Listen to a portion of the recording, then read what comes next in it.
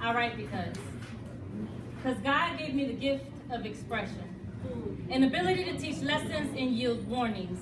He knew that as I grow older, there'd be this unfulfilled yearning, as fluid as the cobalt blue that flows through these veins. I'd go insane if I couldn't get out what was in my heart and head. So he birthed me to a daddy who'd rather take vengeance with lead that made marks on paper.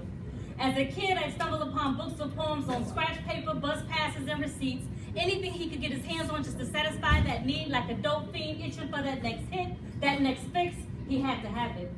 Craved the freedom he got when his number 2 connected dots that formed lines into alphabets. Poetry poured from his fingertips, my daddy. I couldn't have asked for better genes, because at 13, I experienced the first of what God gave to me, poetry.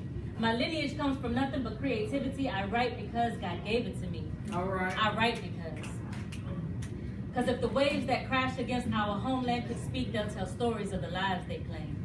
Unequivocally full of cries and tears and pain. What were their names? Our ancestors whose bellies lie at the bottom of the sea. At night I hear them mourning, dethroned to become slaves, but rather jump overboard into watery graves, and there they stayed. I write because others had no choice.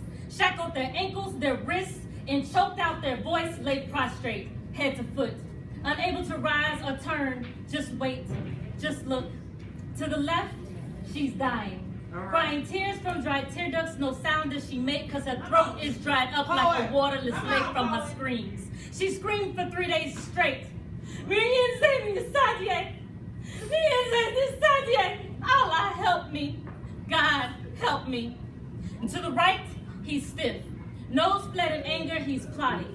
When they let him breathe flesh air from this unforgiving stench of urine and feces and dead corpses rotting, he'd lead an uprising. And although they probably kill him, death was far better than the cruelties that lie against him on the slave ship. I write because the revolution will not be televised, so I choose to voice it. Tired of living in conditions unfit, all we ever wanted was equality, but black power was looked at worriedly. Constantly called a threat to society for wanting to protect our own. Our neighborhoods became the combat zone. Never mind what is going on overseas, the war is right here in our very own cities. I write because now I have children. And although I wish it were different, this is the world I'm raising them in. Where athletes make tens of millions shooting balls through hoops, and the homeless try to recoup by begging for change on storefront stoops, and the current president is called Tar Baby. But my babies are proof that generational curses don't have to continue because they broke them. Stomped them out like the puppos did Rodney. They're beating the system. Had one skipping grades. The oldest is so smart, honor classes are all she can take, and tests cannot confine my son, so they changed the test to be more challenging. And my baby girl, she's awe-inspiring. Born 6 weeks before her time, but gives looks as though she were 9 years old and counting. Ability is what I see in them, I believe in them. The strongest branches of our family tree. My words are used to water their dreams. I write because it's necessity. I write because it's all I have left.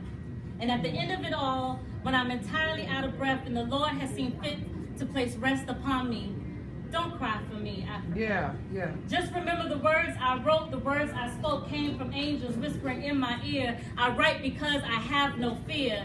I write because.